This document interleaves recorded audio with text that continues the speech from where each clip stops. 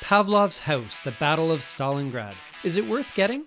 That's what I'm going to look at today here in my review of this game on Legendary Tactics. Pavlov's House is an interesting and challenging solitaire game that I was introduced to. I really had no idea what I was getting into. I have played some DVG games before. They have always been excellent, and that's what I was expecting when I went into playing this game for the first time. So I'll look at a few different aspects of the game, and then I'll give you my final thoughts at the end of the video. First of all, the instructions. As I said, I had no previous knowledge of this game. I attempted to learn it all from the online the digital port, I should say. And it was a bit of a challenge, I won't lie. It was, the rules were a little bit hard to get through in terms of the way that they're laid out here in the app. The rule book, the original game rule book, may be far better. All the rules are here in this sort of part of the digital port. But the problem is sometimes it's really tough to figure out exactly where you need to go to find it. And there's no duplication, which is fine. There's no rules that are repeated over and over again. So presumably if you were to read it all the way through, it would actually, make total sense. However, it did make it a bit of a chore to find a specific rule that I was after.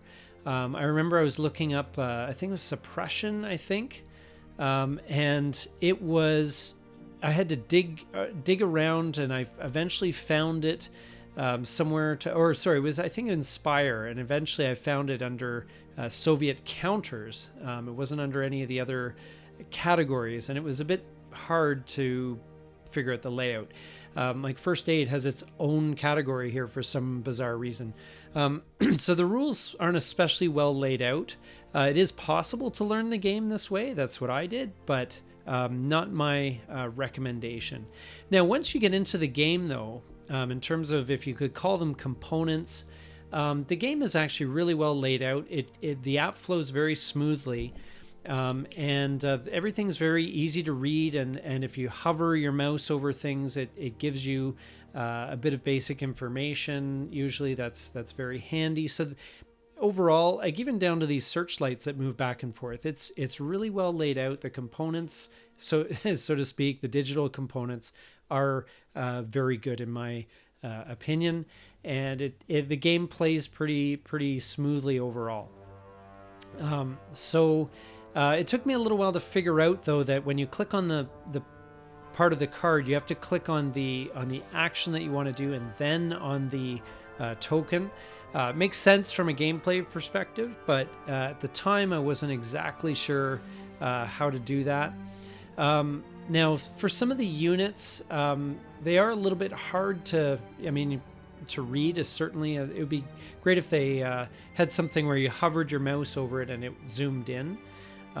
But that said, it's fine. It's just, it's a little bit tough sometimes if you're trying to learn the game from the app, as I was. But other than that, everything flows very smoothly. The overall gameplay is very, very good. The rules enforcement is always helpful.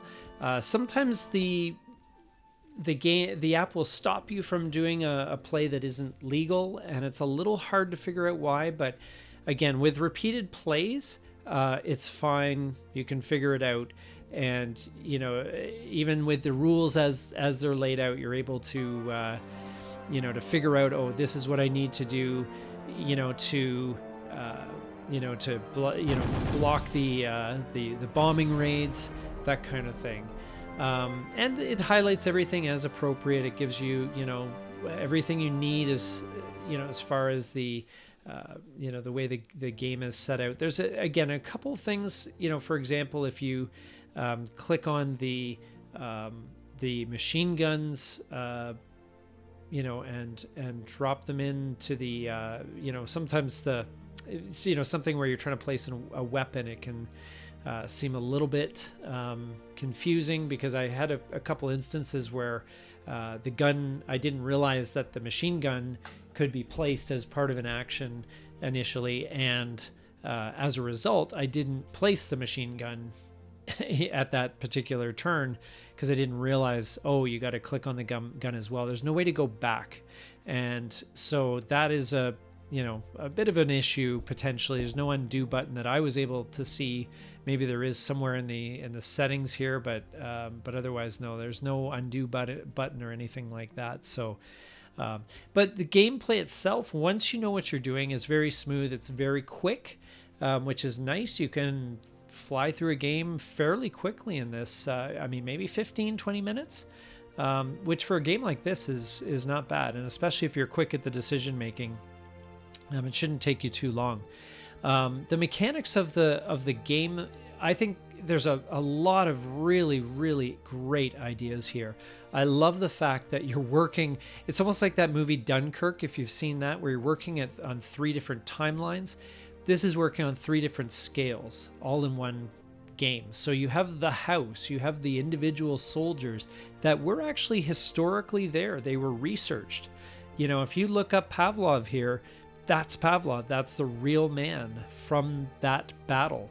And so the level of research here is really great. The overall idea of having the house, and then you've got kind of the local strategic kind of map with the Germans approaching from the routes that they would have approached from. And then you have the grand strategic map, which has the big picture where you've got the river, and you can set up your artillery on the other side of the river and the anti-aircraft on the other side of the river. Everything's laid out so well. It really, really is. At first, I thought it was very confusing. And again, because I had no exposure to this game, I found it it felt a little bit overwhelming. I won't lie, but once you get it, you just see the genius in that. And the whole steady march of the Germans as they approach Pavlov's house, and you're trying to shore up the walls, and you've got a lot of strategic decisions here to make. It reminded me a little bit of that march forward that the battalions do in Thunderbolt Apache Leader.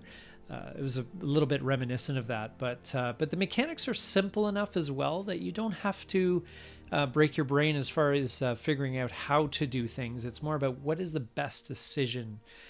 So should I attack with my machine gun on this guy? Yes, I should. So you click on that. Great, we succeeded. We eliminated him. And so I think because you can play quickly, that you can view your reserves and your reinforcements and so forth. And there's some options as far as where to place things. As far as moving around the house, I love that aspect of things. Setting up your units. Sometimes I found that it felt like you had there was a lot of units that didn't need to move so much, that it was a little bit challenging to manage the exhaustion and the disruption and so forth. There's a lot to kind of manage in this game. It is not an easy game. I'll say that as well from the outset. It is not an easy game. There's a lot of stuff that goes wrong here constantly.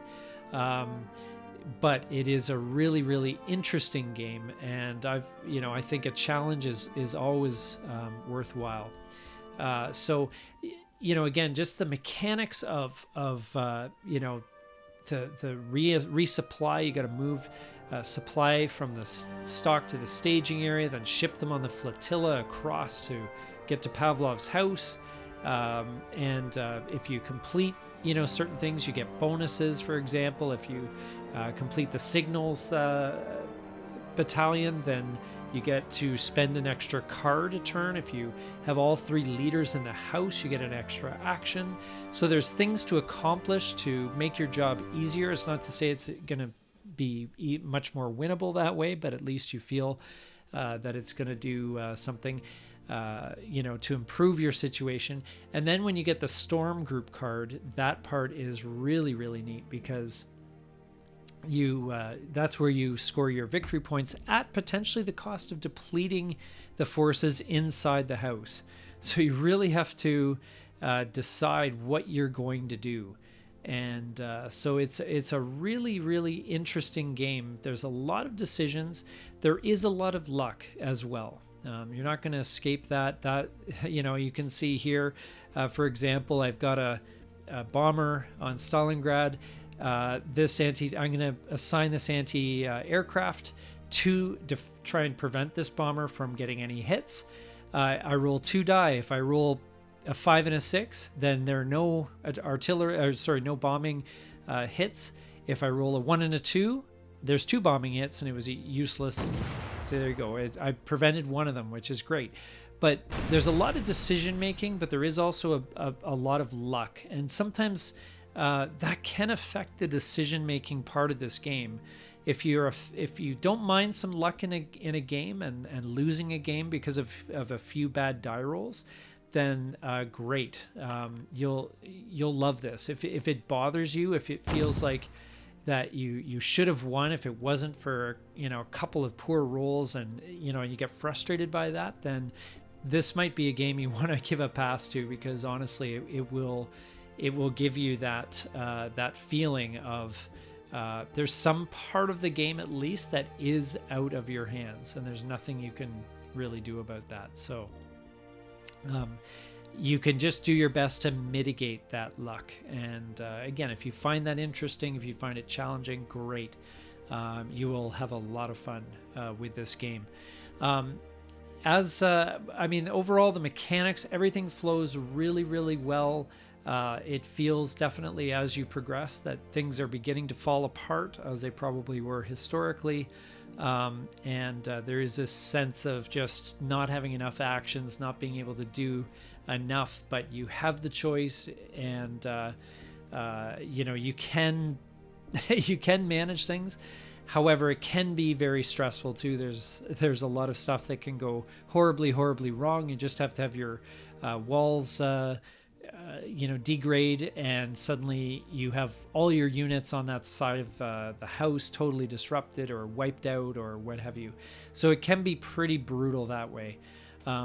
However, as I said, this is a fun game. If you're going to make a solitaire game, you want to make it tough to win. I think that's part of the idea, is that you don't want a solitaire game that's easy to win. You want one that's going to be challenging, and that's exactly what we have here.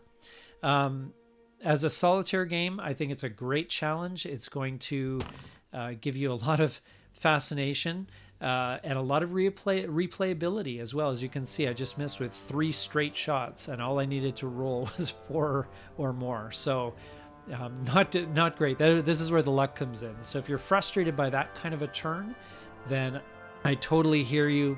You may be put off by this game. But overall, Pavlov's House is a great game. I think it's a lot of fun, and it is a great challenge. And with the app, as I said, once you kind of get everything down, once you get it figured out, it is a quick playing game relatively. Certainly with the app, probably if you're playing the analog version of it, it'd be a little bit longer. But so much gets resolved so quickly in the digital version that it really doesn't affect things. And it is a real challenge. There's some really interesting strategic decisions. It's not so much brain melting kind of decisions, but there's enough to strategic decisions that you feel like you're steering the course of the game, at least to some extent. And your choices do matter, and they will pay off or they won't, depending on the way the game plays out. So overall, I recommend Pavlov's House. I think it's a really, really fun and interesting game. Definitely worth a look, especially if you're looking for a solitaire game with a lot going on that you can think through and puzzle through and so forth. And I think winning this game really feels great. You feel like you accomplished something. And that's, to me, that's the best part of a solitaire game. If it actually feels like an experience where you accomplish something and you made it work, and you pulled it off. I think that is obviously a great game right there. So well worth a look. This is the digital port, which again I recommend, especially if you like, if you've got 15 minutes, you just want to play a quick game of something that's going to challenge you but not completely paralyze you with analysis paralysis. This is definitely worth getting. And so that's my verdict. I hope you got a lot from this review, and I hope you do check out Pavlov's House. I hope it is something that might interest you. I think there's a lot of great stuff going on here. Thank you so much for watching. Please take a moment to like and subscribe down below, as that helps out our channel, and we look forward to seeing you here again on Legendary Tactics.